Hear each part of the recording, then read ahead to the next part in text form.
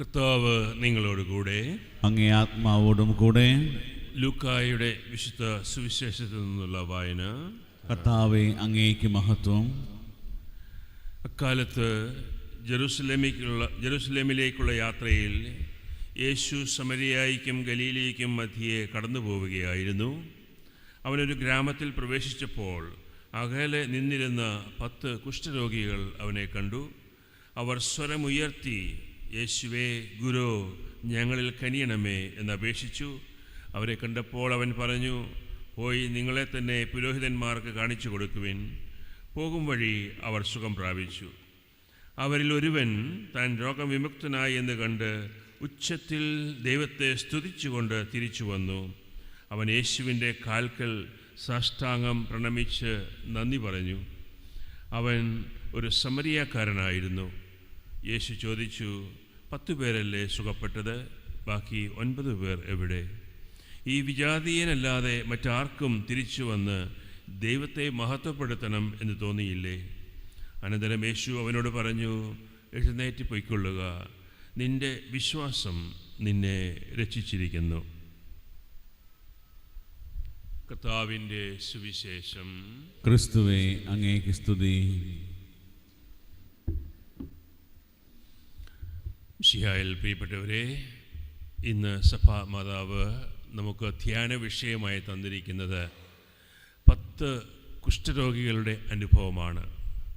നമുക്കറിയാം, ഈശോ ജീവിച്ചിരുന്ന കാലത്ത് ധാരാളം ആളുകൾ ഈശോയെ അന്വേഷിച്ച് ചെല്ലുമായിരുന്നു.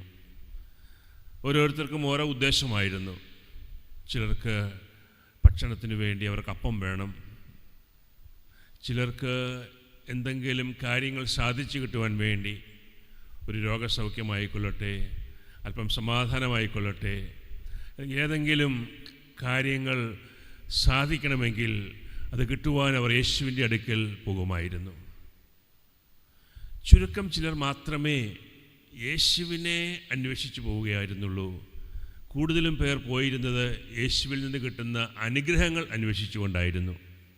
കിട്ടുവാൻ വേണ്ടിയിട്ടാണ്, യേശുവിനെ ആയിരിക്കുകയില്ല. കിട്ടുവാൻ വേണ്ടിയിട്ടാണ്, യേശുവിനെ ആയിരിക്കുകയില്ല. ഈ ഒരു ആരാധനയായി മാറി യേശുവിൻ്റെ കാൽക്കൽ സാഷ്ടാംഗം വീണുകൊണ്ട് അവൻ യേശുവിനെ മഹത്വപ്പെടുത്തുന്നതാണ് നമ്മൾ കാണുക. ആരാധന വെറും ഒരു വികാരം മാത്രമല്ല, ആരാധന വെറും ഒരു കടമ മാത്രമല്ല, ആരാധന ഹൃദയത്തിൻ്റെ ഭാഷയിൽ ഹൃദയത്തിലുള്ള നന്ദിയുടെ ഒരു പ്രകടനമാണ്. നമ്മളും ആരാധിക്കുമ്പോൾ നമ്മുടെ ഹൃദയം ആ നന്ദിയുള്ള ഹൃദയത്തെ പ്രകടിപ്പിക്കുകയാണ് ചെയ്യുക. രണ്ടാമതായിട്ട്, ഈ ഒരു കുഷ്ഠരോഗി, തിരികെ വന്ന കുഷ്ഠരോഗി, അവൻ്റെ ആത്മീയമായ വളർച്ചയെ നമുക്ക് കാണുവാൻ സാധിക്കും. ദൈവം എന്തു ചെയ്തു, യേശു എന്തു ചെയ്തു എന്നതല്ല, അവൻ ദൈവത്തോട് എങ്ങനെയാണ് പ്രതികരിക്കുന്നത്, യേശുവിനോട് എങ്ങനെയാണ് പ്രതികരിച്ചത്, അതാണ് പ്രധാനം. 10 കുഷ്ഠരോഗികൾ 9 പേർക്കും യാതൊരു പ്രതികരണമോ നന്ദി പ്രകടനമോ ഇല്ല. എന്നാൽ ഈ കുഷ്ഠരോഗി അവൻ്റെ ഉള്ളിൽ നിന്നുള്ള പ്രതികരണം നന്ദി പറഞ്ഞുകൊണ്ട് അറിയിക്കുകയാണ്. മൂന്നാമതായിട്ട്, ഈ കുഷ്ഠരോഗി അവൻ അനുഗ്രഹങ്ങളെ തേടി വന്നവനല്ല, അനുഗ്രഹദാതാവിനെ തേടിപ്പോയി. എന്നെ സുഖപ്പെടുത്തിയ യേശുവിനെ എനിക്ക് കാണണം, നന്ദി പറയണം, നേരിട്ട് കാണണം, ആ യേശുവിനെ മഹത്വപ്പെടുത്തണം, ആ യേശുവിനോട് ചേർത്ത് എൻ്റെ ഹൃദയത്തെ വയ്ക്കണം എന്ന് അവൻ തീരുമാനിച്ചു. അനുഗ്രഹങ്ങൾ തേടി മാത്രം പോകാതെ അനുഗ്രഹദാതാവിനെ തേടുക. യേശു നൽകുന്ന അനുഗ്രഹങ്ങൾ മാത്രം നോക്കി നിൽക്കാതെ യേശുവിനെ അന്വേഷിക്കുക. അവിടെയാണ് യഥാർത്ഥ സന്തോഷം. അതാണ് ഈ ഒരു കുഷ്ഠരോഗി അനുഭവിച്ചത്. അവൻ തൻ്റെ ജീവിതം യേശുവിൻ്റെ മുൻപിൽ ഇറക്കി വയ്ക്കുകയാണ്. ഒരു കാര്യം കൂടി മനസ്സിലാക്കുക, ഇവനൊരു സമറിയാക്കാരനായിരുന്നു, യഹൂദനായിരുന്നില്ല.